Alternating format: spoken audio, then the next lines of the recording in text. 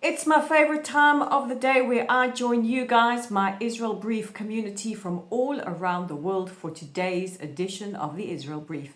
If you are new to it, welcome. I'm Rolene Marks. This is the Israel Brief where we bring you that news hot off the press in Israel from an Israeli on the ground every Monday to Thursday. As always, the Israel Brief is brought to you in conjunction with these guys, Lay of the Land. And if you want to receive our weekly newsletter, please be in touch with us via our website or social media. Just to remind you all, being a Thursday, I will be announcing your Mench and your moron of the week. So for some people who want to know what a mensch means, a mensch basically means a good person or good people. And I love to hear your nominations, who you think should be the mensch and the moron. I will also be taking your audience question of the day. But before we get into our headlines and into all of that, just a reminder, it is day 545.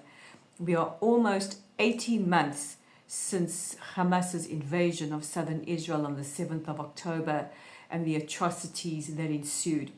On that day, Hamas took over 250 hostages, 59 of which are still in captivity. We believe 24 of them are still alive. Now, it's also important to note, as the world forgets about the plight of the hostages, that these hostages are different religions, they're from different countries. We have hostages like Bipin Joshi from Nepal, who was a student in Israel to learn agricultural know-how. He was taken captive. We've got hostages like Joshua Molel from Tanzania, also here learning Israel's agricultural know-how, and he was murdered on the day and his body taken captive. We want all of them home now. Now let's take a look at those top stories. And Prime Minister Netanyahu landed in Hungary this morning. The Prime Minister and his wife Sarah were greeted with an honor guard in the capital, Budapest. The Prime Minister was invited to visit Hungary by the Hungarian Prime Minister Viktor Orban, almost in defiance of the International Criminal Court's arrest warrants for Prime Minister Netanyahu. Last year, the ICC announced arrest warrants for Prime Minister Netanyahu as well as former Defense Chief Yoav Gallant. They also announced an arrest warrant for Mohammed Def, who was one of the masterminds of October the 7th, which would be interesting because he is dead and they would need perhaps a Ouija board. Hungary also announced today that they would be withdrawing from the ICC, they say in line with their legal and constitutional obligations, a move welcomed by Israel's Foreign Minister Gideon Sa'ar. Meanwhile, it is expected that Hungary could announce moving their embassy from Tel Aviv to Israel's capital, Jerusalem. Yesterday, Israel announced that we would be expanding our military campaign in the Gaza Strip. The Israeli military officials announced that we have control over the Philadelphia corridor, that very important, about 100-meter strip of land that kind of forms a buffer zone between Israel and Egypt. And this is ordered to prevent smuggling between between the Gaza Strip and the Egyptians. The Prime Minister also announced that Israel had seized another corridor, the Morag corridor, and he said that we have effectively now divided Gaza, and he said that we will continue to apply pressure until Hamas release all the hostages. Meanwhile, the IDF issued evacuation orders for residents of the neighborhood of Shujaya, and last night rockets were fired from the Gaza Strip towards Israeli civilian communities. So as you can imagine, the IDF will strike targets. Meanwhile, the Hostages and Missing Families Forum have expressed their dismay and their sorrow at the resumption of the military campaign, saying it further endangers our remaining hostages. Syria has condemned Israeli airstrikes carried out last night on a series of military targets that include military research facilities and 2 air bases that are reportedly linked to Iranian activity. Israel's defense minister, Israel Katz, has warned Syrian President al-Shara that Israel will not allow for hostile entities to threaten Israel's security, and if so, there will be a heavy price to pay. And finally, let's end the week on a good story. And there's a fabulous op-ed in today's edition of the Times of Israel speaking about how farmers in the north of Israel are starting to rehabilitate their fields and their groves. As many of you know, on the 8th of October, some 60,000 residents from the north of the country were evacuated because Hezbollah started to fire rockets, anti-tanks, missiles and mortars on Israeli communities, and they severely damaged fields, groves, vineyards.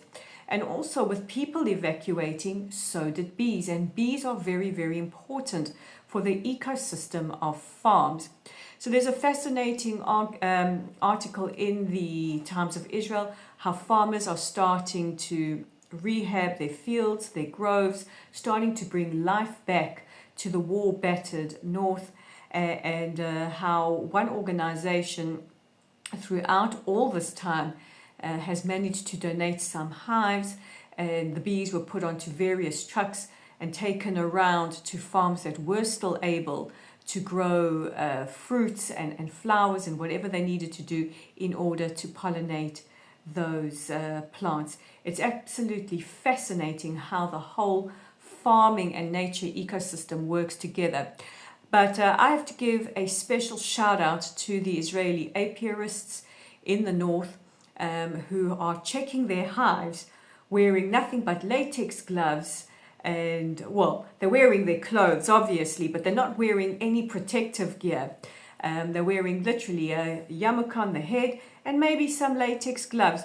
No bee checking outfits, no nothing. That is, in one word, badass. Absolutely gangster. So those are our top stories. Let's take a look at the audience question, and it comes from Michelle in New York, who says, what is the latest on the Gaza protests? Well, important question, because I haven't spoken about them much this week, and they are continuing and they are growing.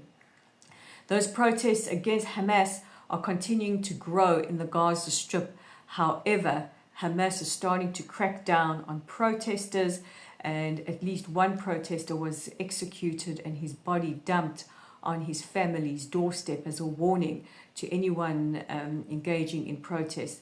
Meanwhile, a short while ago, the Jerusalem Post featured an article saying that Al Jazeera is saying to Hamas they need to crack down on the protesters.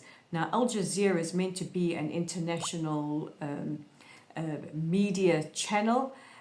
We see them as the voice of Hamas.